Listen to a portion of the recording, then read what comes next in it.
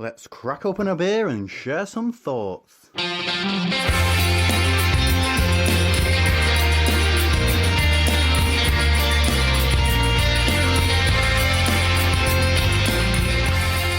Toffee caramel in there. Yeah. Not really any bitterness carrying through, is there? No, it's got a really kind of smooth, kind of malty biscuit-like finish. Yeah, very sweet to it. At least initially. Yeah.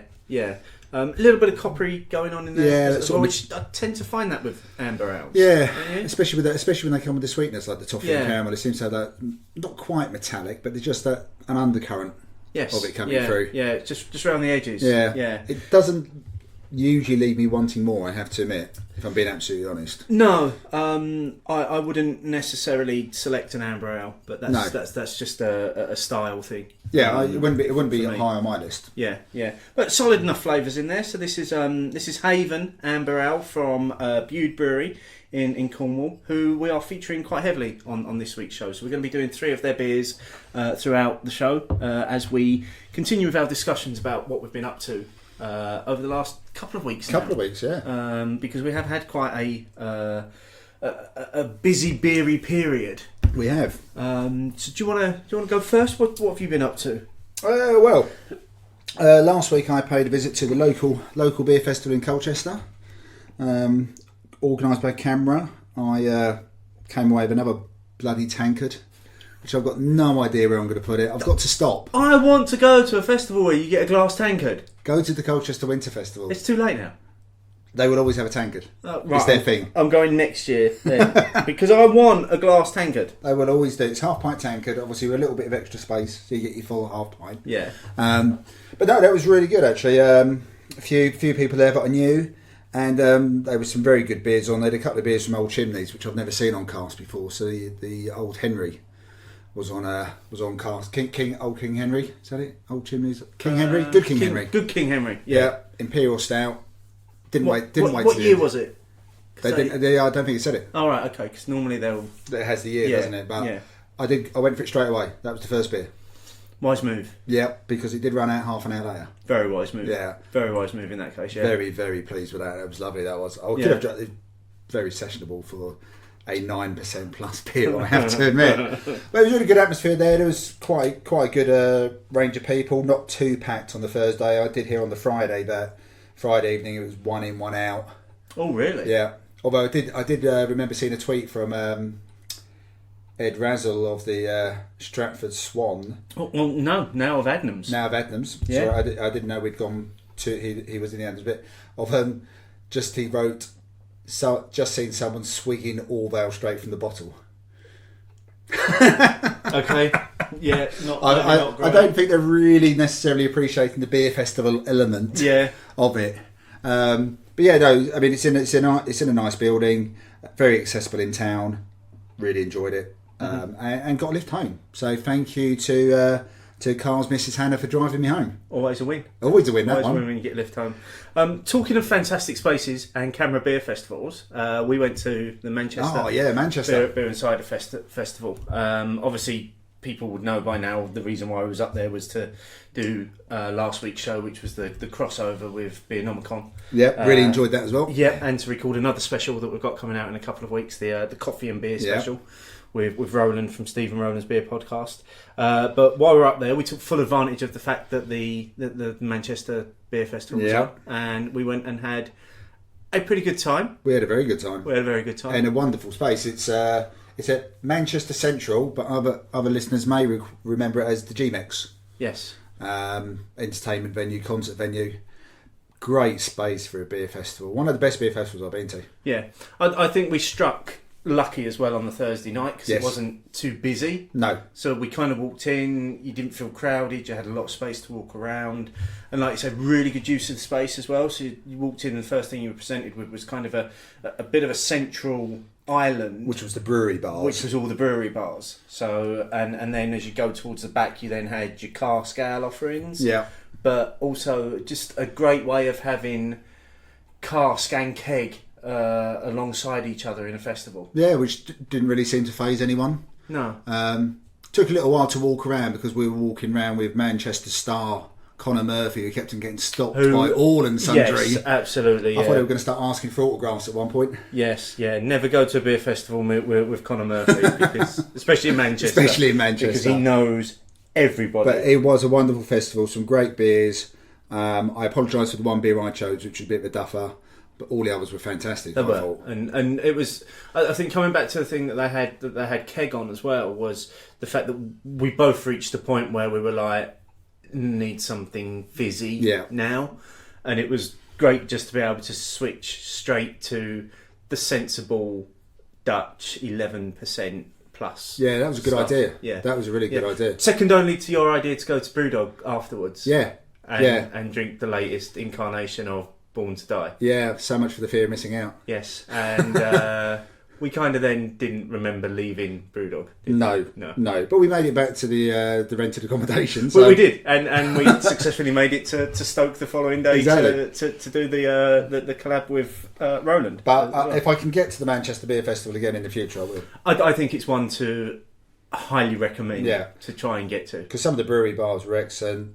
The ability, the track Sonoma, to try more than cask one. and keg. Yeah. Although double Sonoma kicked before we got a chance to do the hat trick. But I would say on record for me that the keg version of the Sonoma I did prefer to the cask version. Of course you did. Not just because it was cold and fizzy, but the flavour really did come through, I think. Yeah. No, it was... I've said many times, I think, for its ABV, it's quite possibly the best pale ale in the UK right now. That's the first time I've had it, and it's right up there, I think. Yeah. Right up there. Bags of flavour and drinkability. Yeah.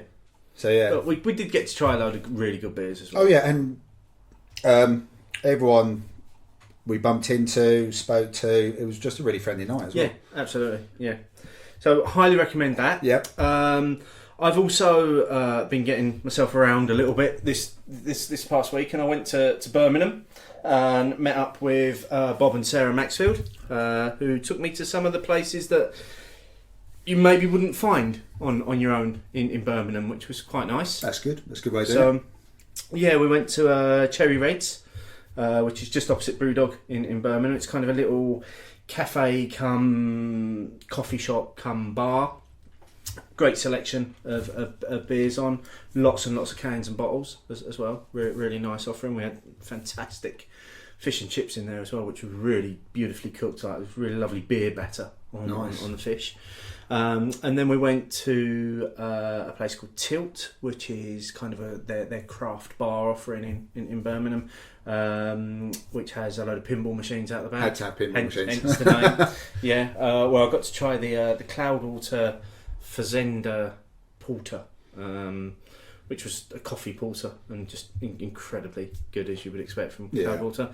I went to the Post Office Vaults, which is a little downstairs bar. You'd almost walk past it if you didn't know it was there, with a bottled beer list that to die for, a book sort of literally that thick of their bottled beers. And again, realising that with it being an audio podcast, people wouldn't understand when I say that thick. And show you a gap between my fingers. People have got no idea what I'm talking about. It's probably about a half-inch thick, a book of beers on offer. And then we finished the evening by going to a cask sort of bar called the Wellington, which was okay, pretty much a standard offering in terms of the beers that they had on from some fairly traditional local Midlands breweries, and then finished off in Pure Bar, which is a bar that's linked to the Purity chain.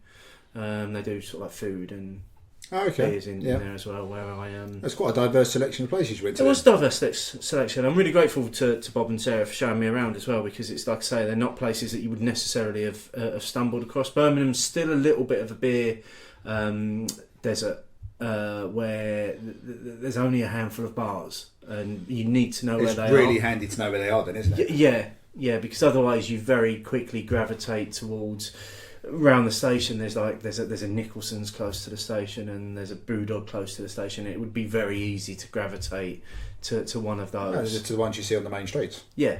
Which those all would be generally. Yeah, but you know, Birmingham gradually up and coming in terms of the beers that are on offer, but still some ways to go. Yeah. Considering it's the it's the UK's second city, it's so far behind in terms of its beer offering. Yeah, which I think Bob and Sarah have alluded to before, haven't they? Yeah, it's a very, very traditional kind of brewery type city at the moment. It sounds like you had the right guides though. Absolutely, yeah, absolutely. Yeah. I'd like to say I'm really grateful to them as well. Yeah, well, I went out on Saturday to London. Took Michelle down to London for the day. Had a few beers at the Craft Beer Co. This is the Craft Beer Co. Covent Garden, but I prefer to call it the Craft Beer Co. Holborn, as Holborn Tube Station is actually within walking distance of it, and also to the Holborn Whippet as well. And had some nice beers there. But the reason for going up to London, and I had to be honest here, was to go to meet up with some fellow podcasters from the Doctor Who related podcast called I'll Explain Later, where I met up with Jim, John, Matt and some of their friends, and the other listener. So both of us were there. They had 100% turnout on the listeners. Had a really good time though. We were in the Blue Posts, which is Sam Smith's pub, and I dived straight into the old brewery bitter and stayed there all night. Okay.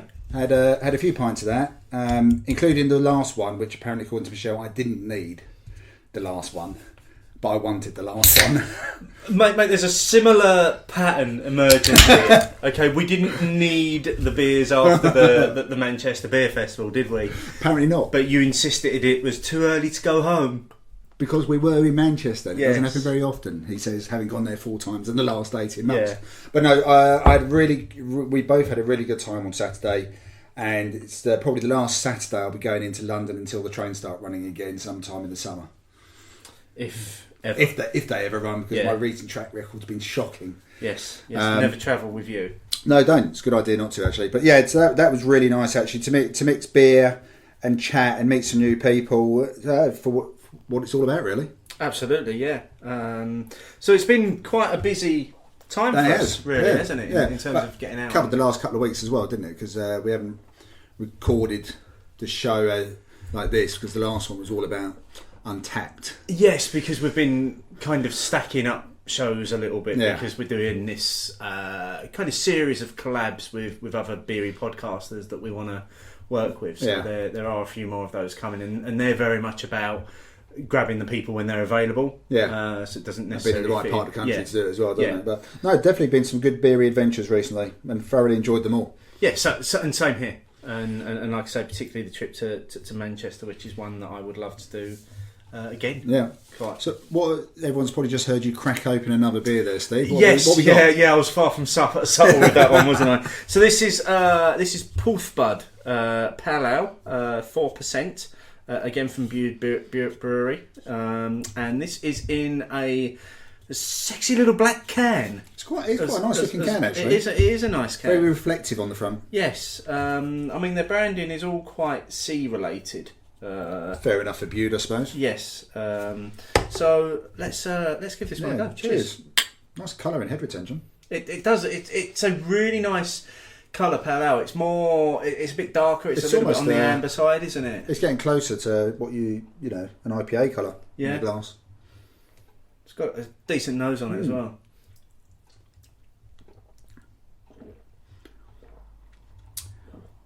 That's quite refreshing. Nice little counterpoint to the amber as well. That's really well balanced. Yeah. It's, there's lots of flavour going on in there.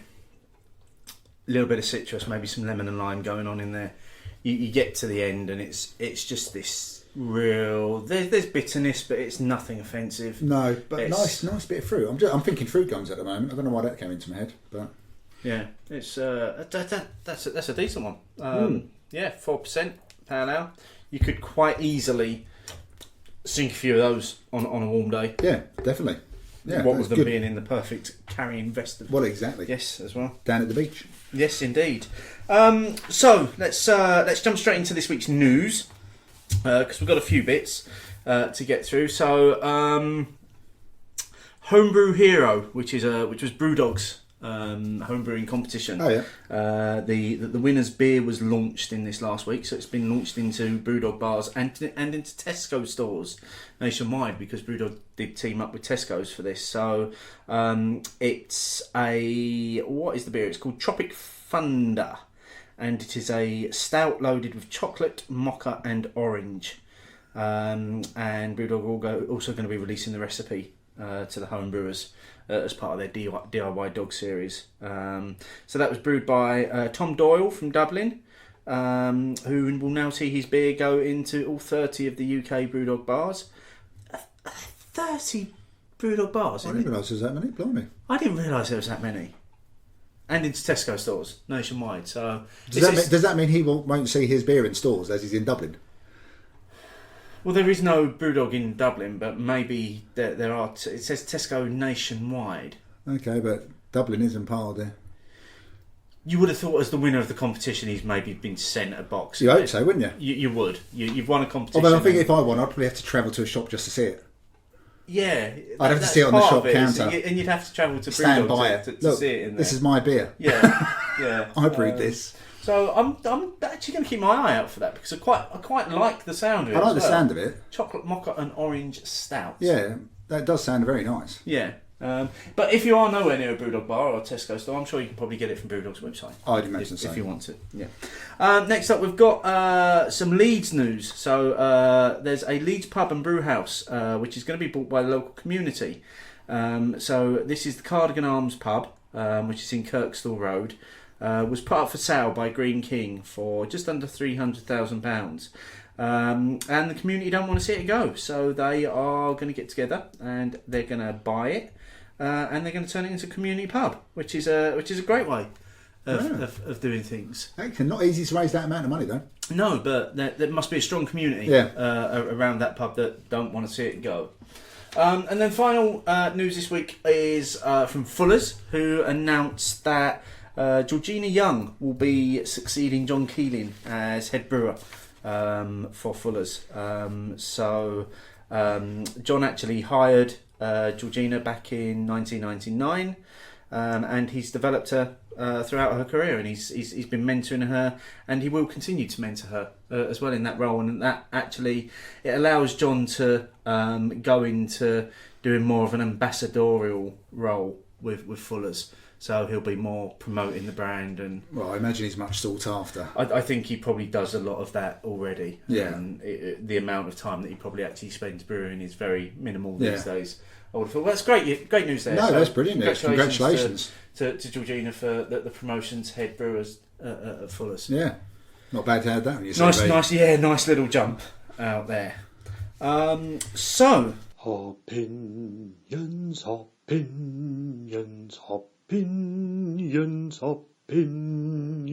We had a really big number of votes for this one. I think second only to our look forward, the turn of the year. So we asked, in today's beer world, is CAMRA official still needed?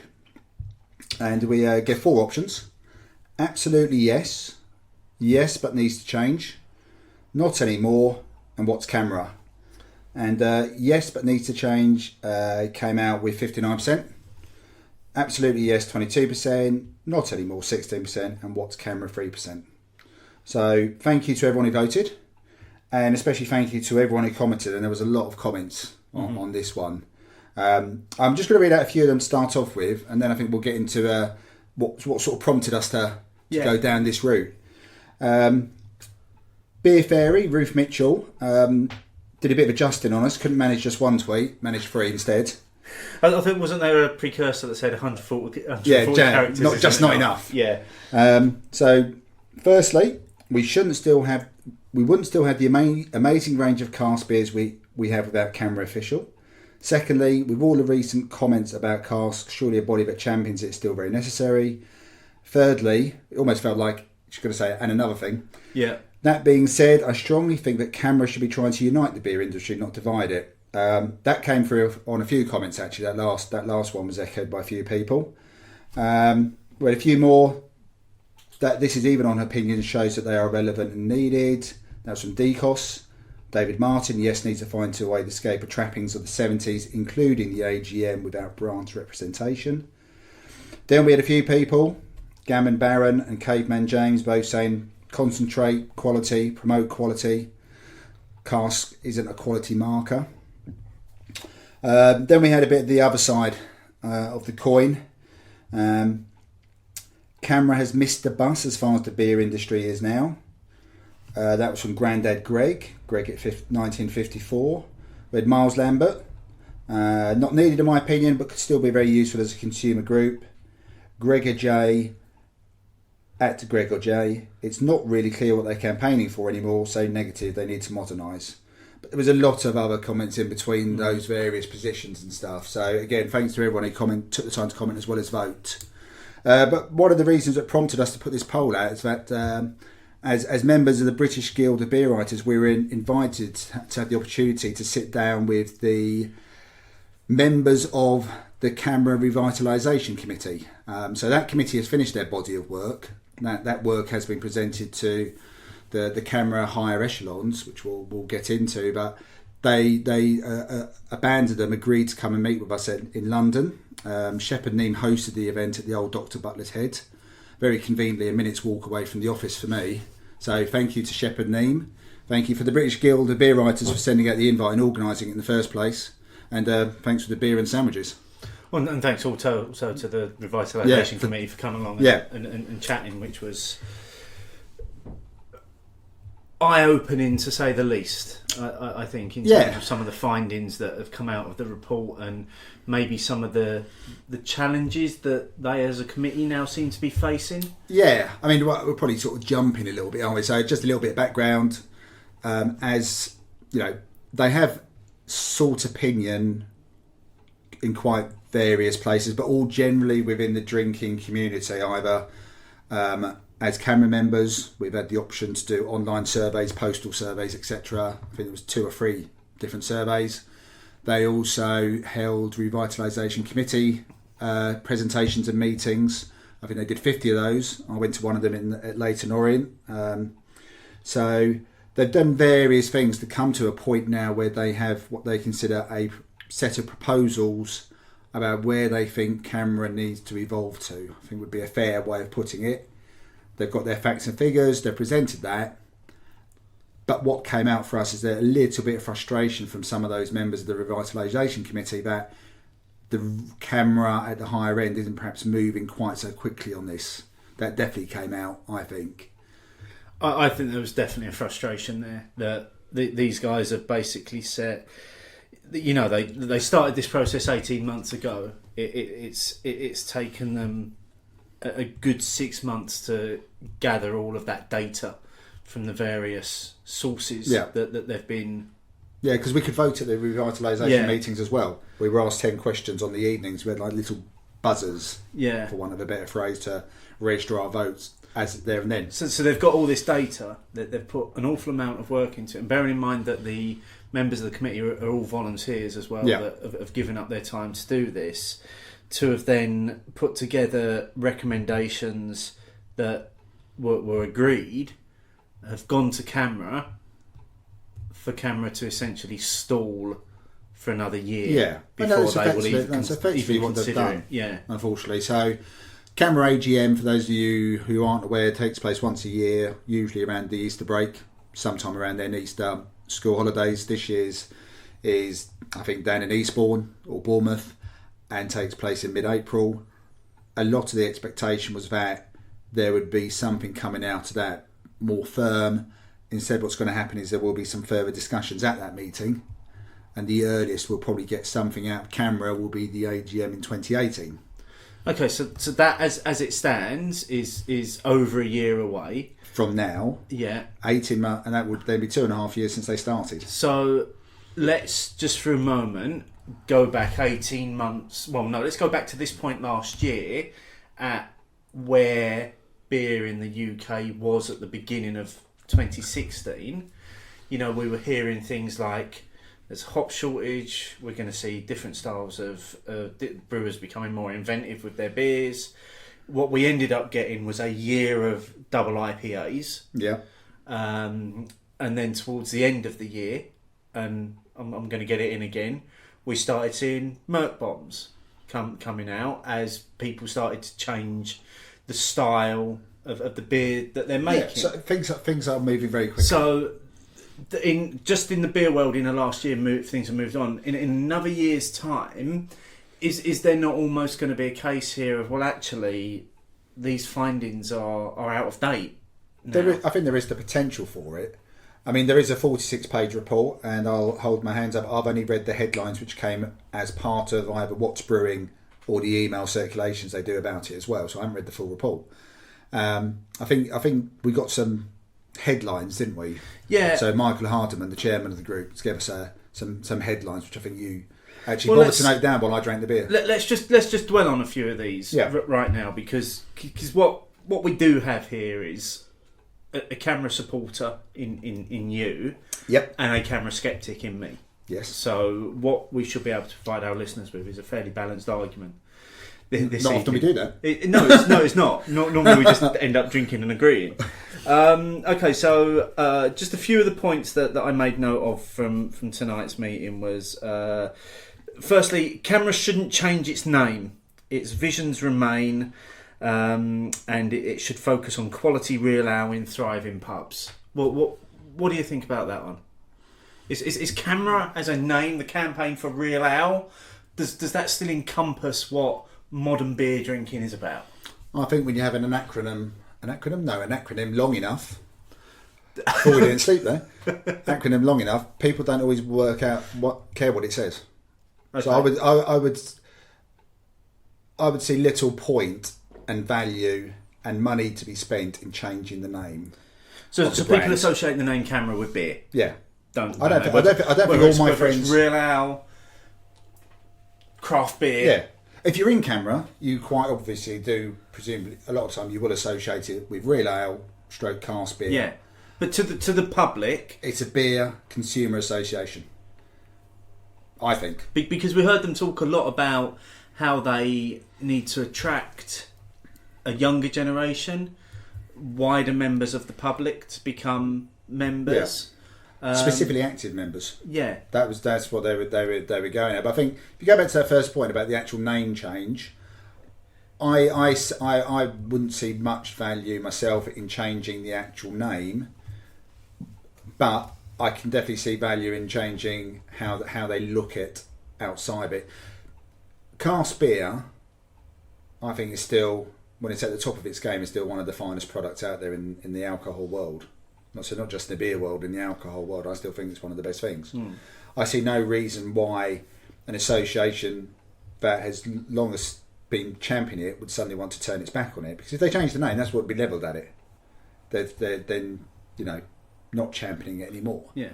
And cask beer really is only best replicated generally in pubs. Mm-hmm. Good pubs who look after it, know exactly what they're doing, and the brewers who know exactly how to get the beer to them and are willing to perhaps provide a bit of training and knowledge as well. So yeah, I'm more than happy with that bit, and the actual sentiment behind it about thriving pubs. I don't think anyone would really go against that one. Still the best place to drink beer. Okay, so that brings us on quite nicely to the next point that I made, which is if CAMRA is to thrive and survive, it needs to change. It's primarily about real ale, but always good real ale. But also it needs to recognise that other types of beer exist. What do you make of that particular statement? I think that was their way of skirting around the words keg and craft. Yeah, it was interesting because the word craft came up. Yeah. From one of the other members that was there, and you could almost hear there was a pause and an intake of breath. Yeah. In the C word had been dropped, because I think somebody then brilliantly said, "Well, define what is craft?"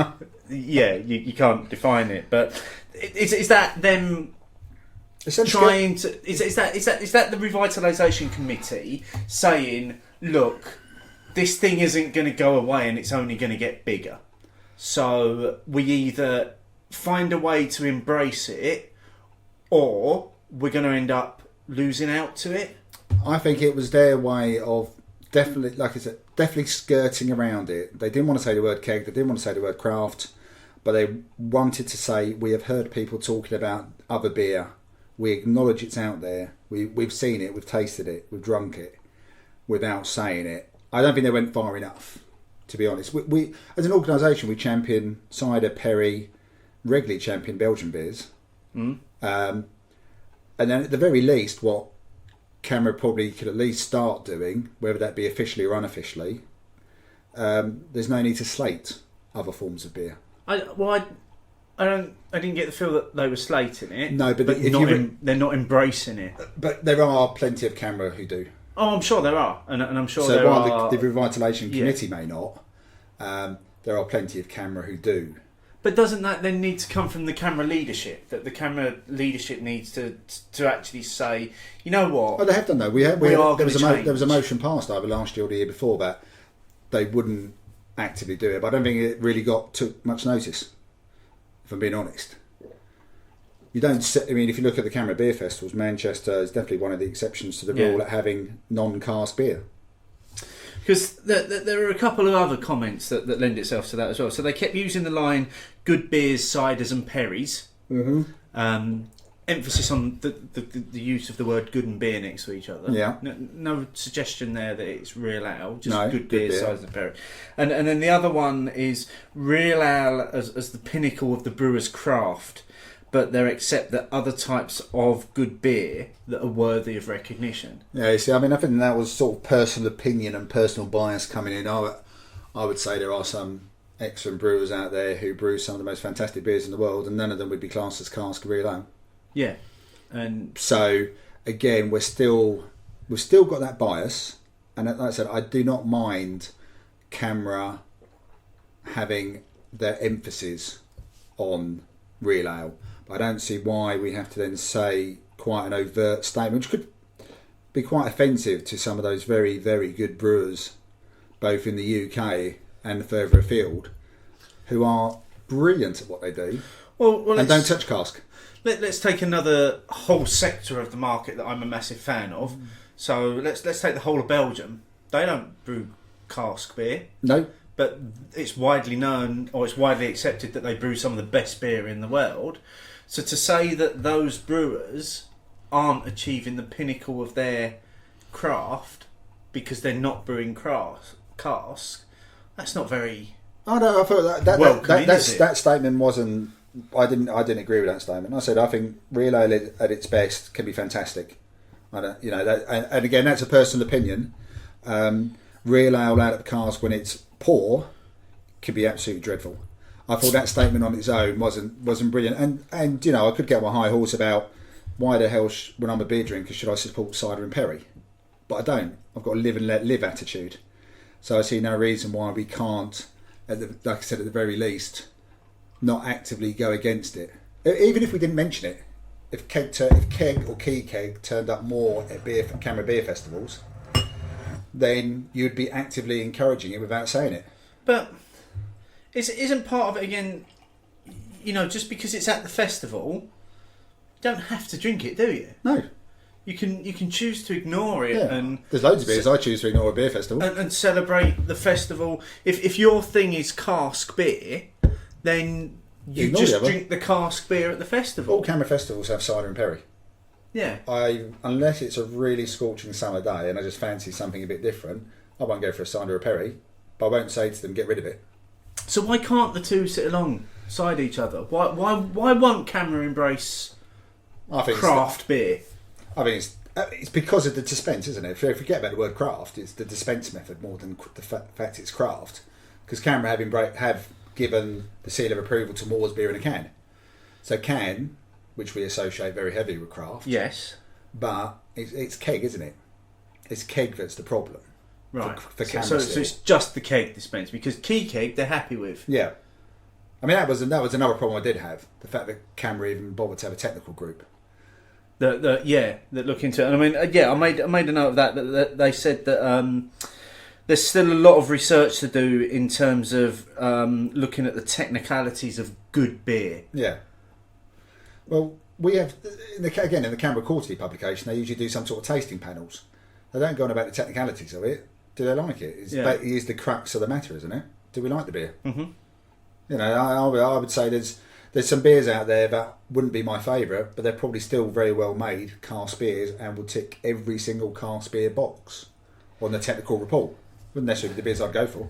It is, but some of this comes back to the point that Ruth made that you read out, the first one that you read out, where to To paraphrase, which one of her 3 points? Unite, not divide. Yeah, and that was echoed again by someone else that just said, "Oh yeah, Mark Bailey at Uproar 13. They love beer, we love beer. They aren't going away, and neither are we. Therefore, we should work together." Yeah, and we've both seen the two work side by side. So we saw it in Manchester. Yeah. You saw it last year at London Craft Beer Festival, where they had a cask bar as well. And I just think that part of what they were talking about tonight is attracting more younger people to the membership. I think the average age of a CAMRA member is 53 years old, and that they want to attract a younger membership. Now, I sit, I like to think, quite a way under that average age at the moment, but CAMRA are doing nothing to attract me back as a member.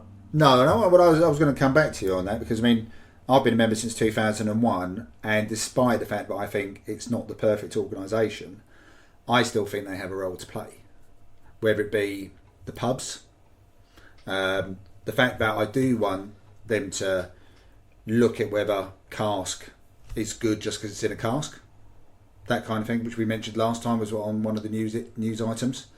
I think they are still a relevance. I just would like them to get a bit more up to date, even if they are still promoting their core beliefs. I don't see a problem with spreading it out. So I still think there's more to come. But I think there was one of the points that did come out, and this was quite an interesting take, which I hadn't looked on it at all, and I don't think we got any comments on about it. Was CAMRA as a bulwark to the anti-alcohol lobby. Yeah, they said they need to take the fight to the anti-alcohol lobby.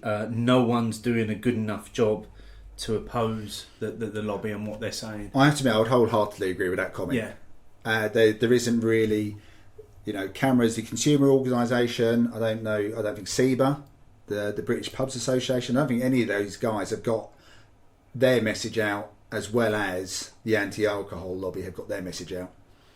But see, I wouldn't say I don't see that being the role of SEBA or the Pubs Association. I see that's the role of CAMRA. Why?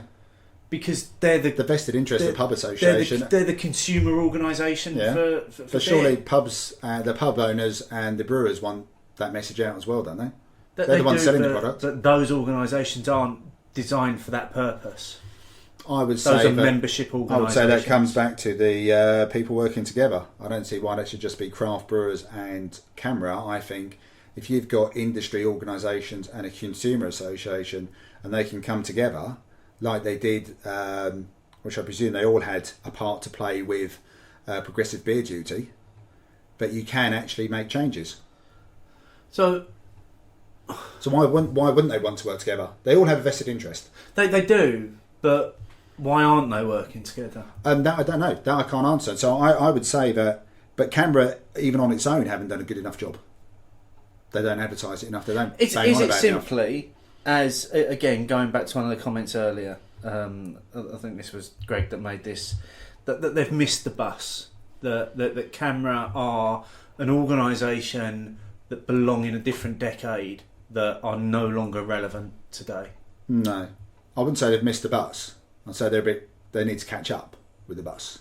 But the bus moves quicker for different people. I think if you look at CAMRA outside of the metropolitan areas, they are people's only avenue sometimes to get in half decent beer. We've got to remember, we live in the southeast, we work in London, you go up to Leeds a lot.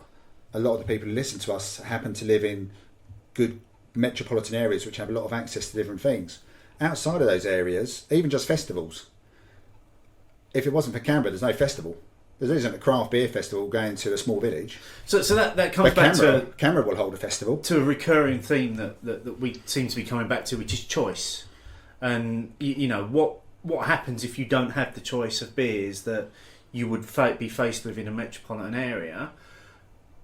Are CAMRA doing enough in the regions to encourage people to try more beers? Well, I think you still got, and to offer. A business still has to make money. So if they can offer 5 or 6 beers, but after 3 or 4 days they haven't sold many, and it's not even going through, then that's going to be a tough sell anyway.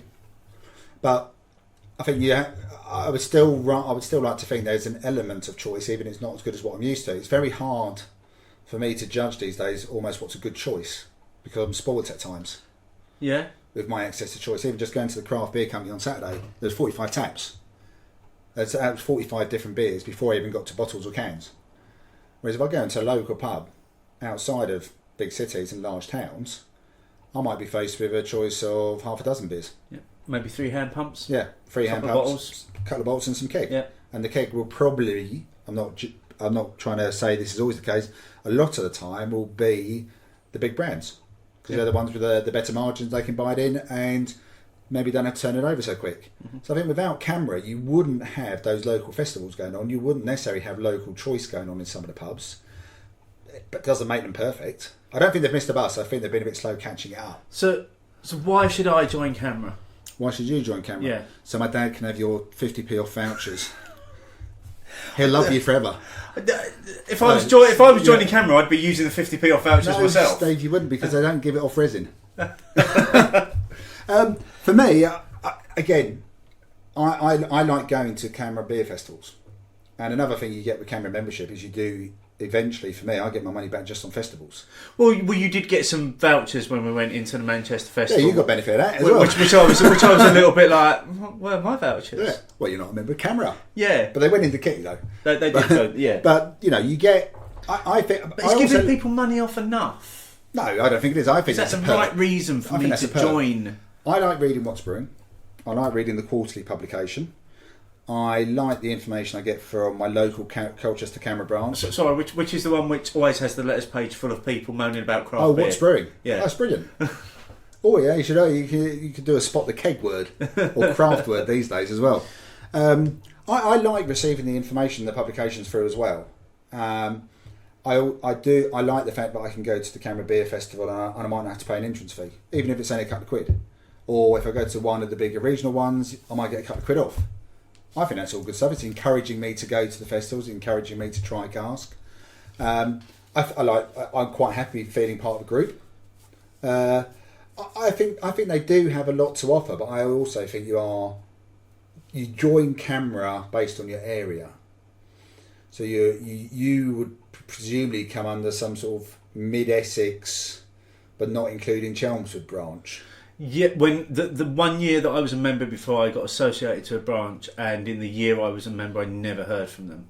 Yeah, whereas I've been fortunate enough that not only have I met a lot of the Colchester CAMRA guys, and I've felt like I've got on with them all, they do keep in touch regularly. For the beer festivals, they all send out a postal note as well as sending emails.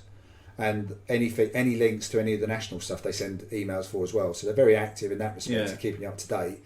And they help out the other beer festivals. So beer festivals which are put on by pubs and breweries, they're always willing to help out and volunteers and knowledge. And again, I come back to the thing about without CAMRA, a lot of beer festivals wouldn't take place because they are volunteer led and they're not necessarily trying to turn a profit. They don't want to make a loss, but not necessarily turn a profit. Okay, so let's bring that right back to the start then, to the poll. In today's beer world, is CAMRA still needed? I think so, because I think there's still a lot of people who aren't in a craft bubble. But it needs this change that hopefully the revitalisation project will bring to it. I think like any organisation which has been around a while, it needs a bit of a kick up the arse. It's just whether the right people are in the right positions to do the kicking. I suppose only time will tell. Yeah. On that one, because the next steps are obviously that they're not going to review the findings until 2018. In the meantime, CAMRA have said they want to do some impact studies based on some of the findings as well, and they want to hold some focus groups as well. So I suppose it's just a case of continue to watch his space. And yeah, I mean, it gets mentioned regularly in the publications. I think there will be movement. I think for people who want... publications only go to members. Well, I don't want to guarantee if I'm paying for it. No, but that's not enough, is it? If you're trying to encourage a new generation of drinkers to join... But your starting point has to be your own membership. Every political party, when they have their party conferences, that's their starting point. You have to have your own membership on board for the ride. You can't just dismiss all your membership to bring in newbies. Yeah, and that's where tonight has been great, because thanks to the British Guild of Beer Writers, we were able to sit down with the committee. Yeah. There were some big writers in the room Yeah. as well, and hopefully some of what was shared tonight. We're doing our bit by communicating it through our medium, putting it out through the podcast, but hopefully we'll see a few people. Yeah, hopefully there'll be a few written articles as well. I mean, about this. Roger Protz, Martin Cornell were both there. Yeah. They both raised their hands to ask a few questions here and there. So there was a few, journalists who they actually get paid for it as well. I know. Here. Never heard of that. What's I thought that sandwiches and chips was being paid. Well, yeah, we just get paid in beer. Yeah, works for me. Yeah, works for me too. Speaking of beer, what was your final thoughts on the pale ale from Bude, by the way? I really enjoyed it. Well, we both finished it pretty quickly, didn't we? Yeah, like I say, it's one that you could just drink. It's a shame we didn't have 2 cans of that one, because one free 30 can. I was only getting into it. Yeah, it didn't really go very far. So that was a winner. Yeah, I really enjoyed that one. And now we've got, while we've been chatting, I've poured the final Bude beer that we're doing this evening, which is Black Rock, which is their porter. So this is a 5.1% as well. Okay, well, cheers. Cheers. So, would you consider CAMRA, or are you going to wait and see? I don't know.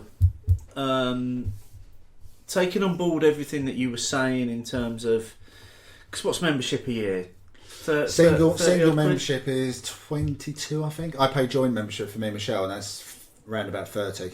Okay, so for 22 quid, I'm going to get a few quid off of going into a few festivals. Going to maybe get a few vouchers. I'm going to get 50p off of a few beers in spoons. I just don't know.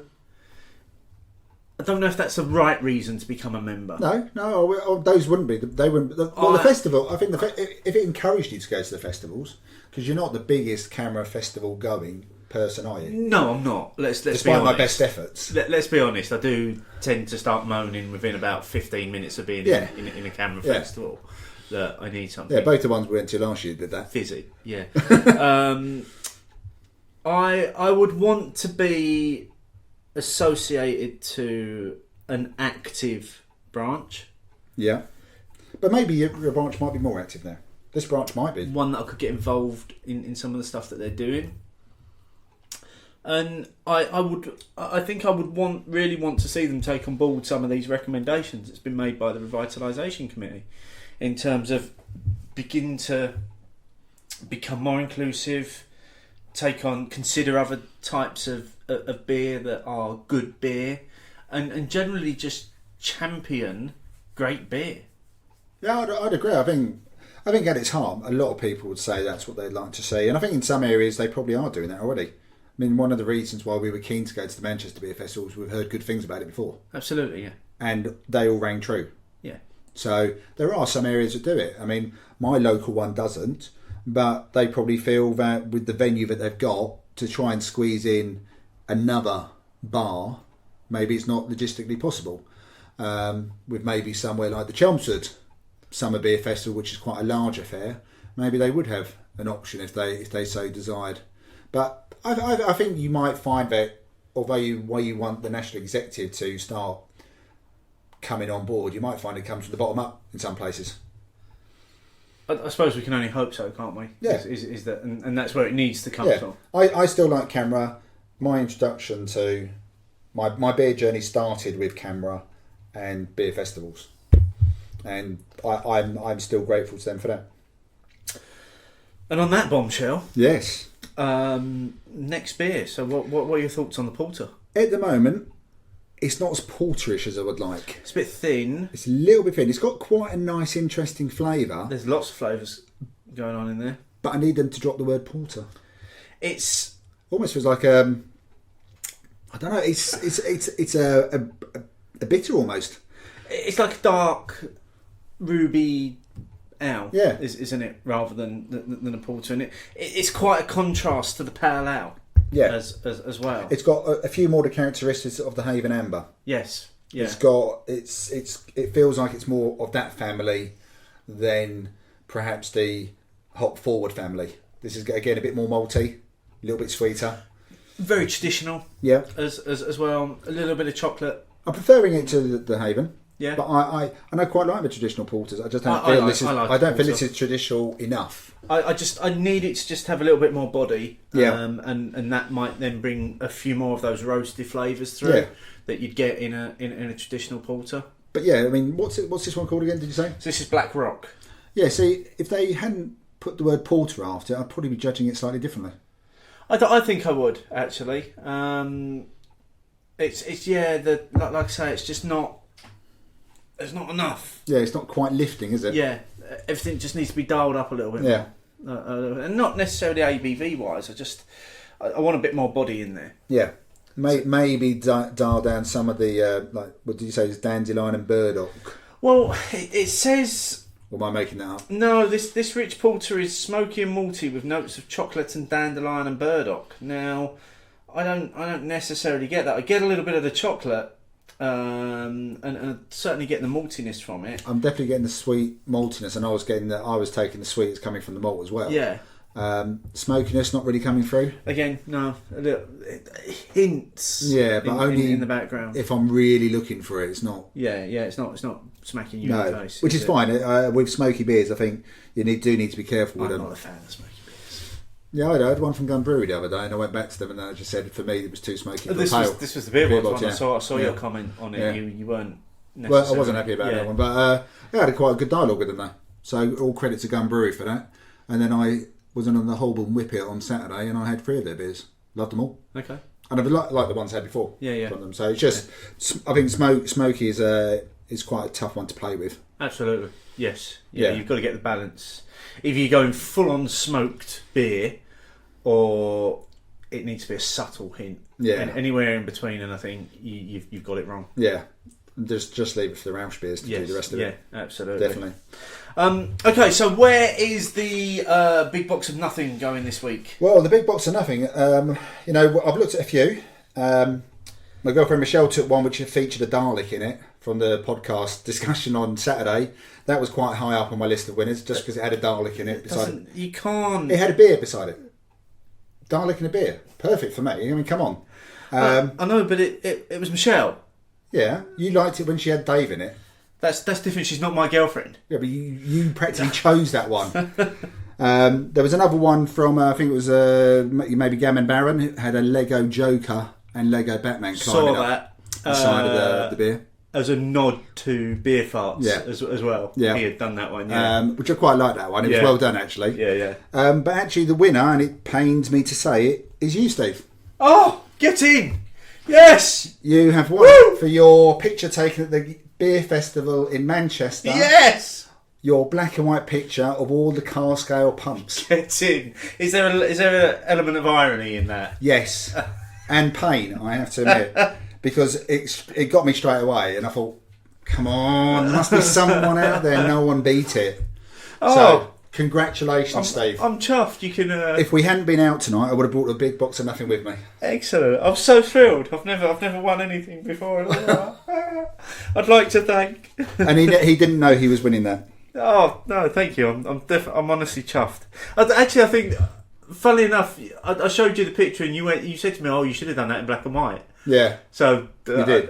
So I did. Yeah. But no, thank you for that. Brilliant. And obviously, if you want to have a go at winning your own great big box of nothing, which I will forever go on about having won it now, just put your picture up on Instagram. Use the hashtag Cheers, guys. And if it's the one that attracts Martin's eye, you can get your own great big box of nothing. Yeah. So congratulations again, Steve. Thank you very much. So on to our new section of the show, which at this moment is still called Letters, by which we mean tweets, which I still quite like that title. But we have had some suggestions for some alternative names. And we will just put this out to our listeners. So if you like any of these, let us know which one you like the most, and we might change the title of this section. So Pete McCary at PJ McCary says he thinks we should call it Owl Bag. Now Pete knows that I struggle to pronounce the word owl, so I'm going to struggle with that one every week. So probably not going to get selected, even if people love it. Then there was another suggestion from Gareth at Barrel Age Leeds, who said, we should call it twetters, as in tweeted letters. But I worry that would end up becoming twatters. Good chance. On a regular basis, but then I actually quite like twatters as well. So let us know if you like any of those, or if you have a new one, and we're still looking for if somebody wants to record a little jingle for us as well. Or if you want us to still call it letters, by which mean tweets. Yeah, which I to give it its letters. Full title. By which I mean tweets. So we did have a few people come back. Did we have some then? We had some, yeah. So this was just using the hashtag Hopinions. This is a kind of listener only segment to the show. So Ronnie Bean was saying that he likes a range of items on the show and enjoys listening to the high ABV beers kick in. Which okay, so he's not going to like this week's show. We've had one subject and no high ABV. No, yeah. So sorry about that, Ronnie. A lot of people jumping in on our suggestions that we were going to have less FOMO this year. So Luke McLean at McLean784, nice shout out on FOMO. Couldn't agree more. The Owl Lady says, listening to these two lovely chaps' opinions early arvo before meeting one's deadline is a dangerous practice. Hashtag thirsty.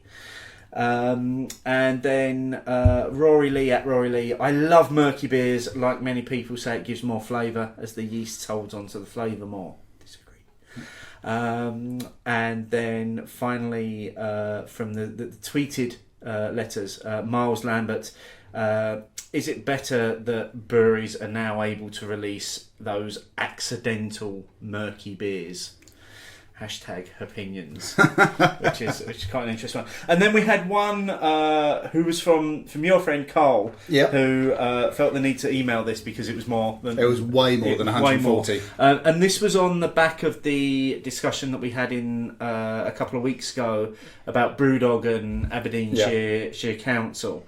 And he was basically saying that essentially he was siding with the council, saying that actually the land value would have increased because it had been highlighted for developmental purposes. Yeah, I think you get rather than agricultural. Yeah, his examples based on personal experience partly as well. Yeah, so when they were looking at buying land, they paid about £38,000 for the 4 acres, so about £9,000 per acre.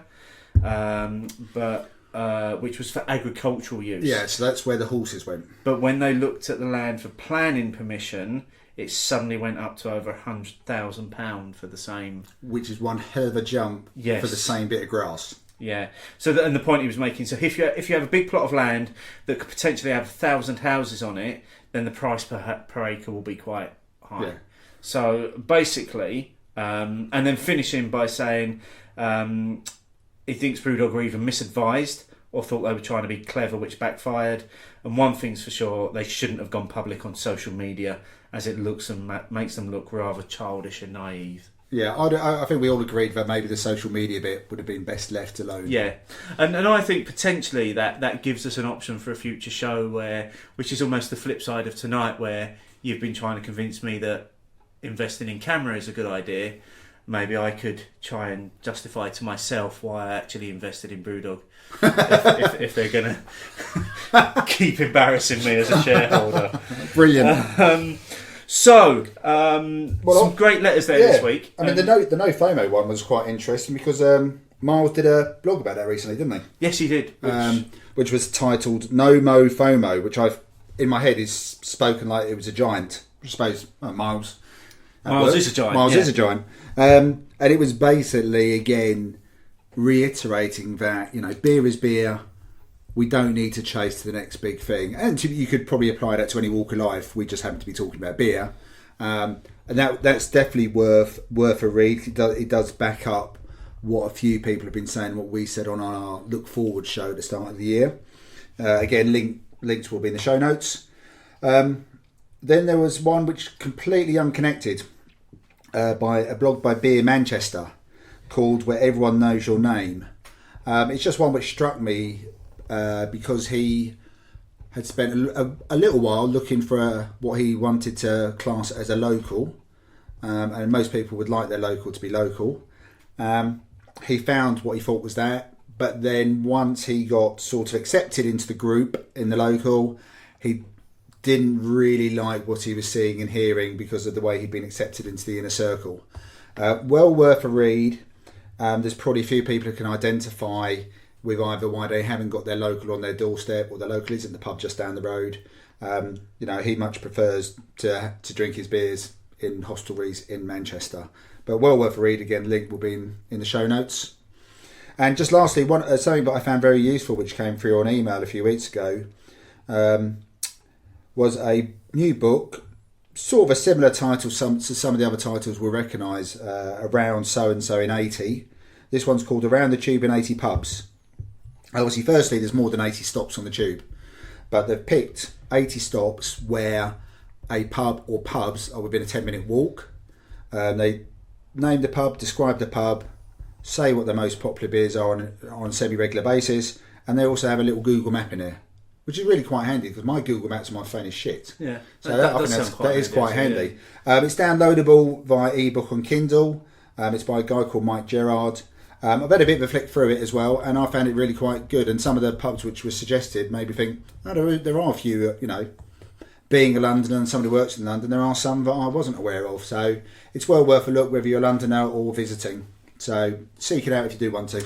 And we'll put a link to that in there'll be a link to that as well. As well. And if you do want to send us a letter, by which we mean tweets, just make sure to use the hashtag. We need a new word. Can't have you keep saying by which we mean tweets every time. I think it's got this little ring to it. But yeah, just use the hashtag opinions and we'll find it and we'll read it out on the next show. Yeah. So what's coming up, Steve? Well, it's a bit of another couple of busy weeks. So the next 2 weeks of shows, what you're going to get from us, again, are going to be a little bit different. So next week's show is going to be another collab that we're doing, and this one is with Michael Lally from Bushcraft Beer podcast, and we've also got Stu McKinley from the Yeasty Boys on there, and we're going to be having a discussion about people's buying choices and what affects them. So those of you that have met Stu before know that discussion could go in any direction. Yeah, we can just ask the question and sit back. That's our plan for what that show is going to be about. We'll see where it goes. The week after, we've got another collab coming out, which is the one that we did with Roland from Stephen Roland's Beer Podcast. That's the coffee and beer. And then the next actual studio show, as it may be, will be recording week commencing 20th of Feb, and we will be drinking the Pirate Life beers, which are fairly new to the UK from Australia. So if people do want to get their hands on those and drink along with us, plenty of bottle shops are stocking them now. You should be able to track them down. We'll be doing the throwback session IPA, we'll be doing the IPA, and we'll be doing the double IPA. So it'll be a very IPA-centric show that week, which I will be very happy about. You're looking forward to that one, I aren't you, am Steve? very much looking forward to that. He's smiling, everyone. And that's coming in a couple of weeks' time. Just to finish off tonight's show, thanks to Bude Brewery for sending us the 3 beers for trying. We've enjoyed those. Yep. These are available, I think possibly from the brewery. Well, phone them up. The number's on the label. Yes, absolutely. You can give them a call, or you can search them out on the social medias. No doubt. Yeah, at Bude Brewery. I mean, my favourite's definitely the Pale Ale. I enjoyed the Pale Ale. Yeah. I think that was always going to be. That was a nice one. Yeah. But until next time, mate. Yeah. Cheers. Cheers.